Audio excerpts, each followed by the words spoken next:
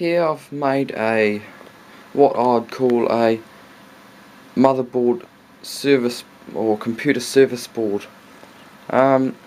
Basically it's a board that supports a motherboard. It's got little tacks in there. I've built it from scratch, and it's got a built-in DVD burner and a power supply down the back, and these are secured in, so it's very strong.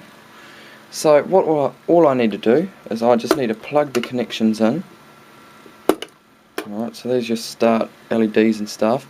Plug the power supply into the motherboard and just basically place it on. Now there are little spikes there set up for mini ATX, and that basically supports all motherboards, and it just holds it in securely. So what I could do now is I can just have a motherboard there, CD drive there, so I can work on it if something's wrong.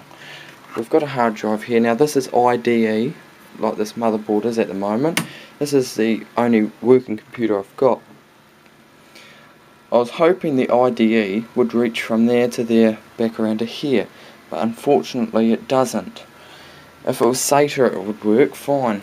So how it works is I'd put the hard drive in here, just in like that, and I can put the connections into the back of there, like power or whatever. I'm not going to put it in because it'll be pointless at the moment, and IDE, but seeing it's too short for IDE, I'm just going to put the hard drive there and give a demonstration. So this gives me access room so I can have the computer going without the motherboard actually being in the computer. The power supply is secured in there, so if I turn the switch on, alright, we can move it back and we can start it up by this little button here. It's going and the LED's going. So I can see the motherboard and all its components going. Oops, turn the screen on. So I can see the computer running. And this is especially good when I can get the computer going before I even put it back in the case. Or if someone's got a broken CPU or failed RAM chips or heatsink or capacitors are popped, I can test it on this rig, then put it in the computer. DVD drive down here, so I can install Windows or something on it. Let's do a speed test. Right, so we've got our PCTeckTips. We'll click on speed test, update your client, update.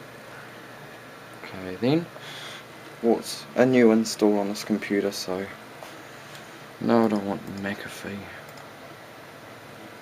Why don't you go and fuck off? Okay, it's installed now. Let's do the speed test. Ethernet speed. Something strange going on here.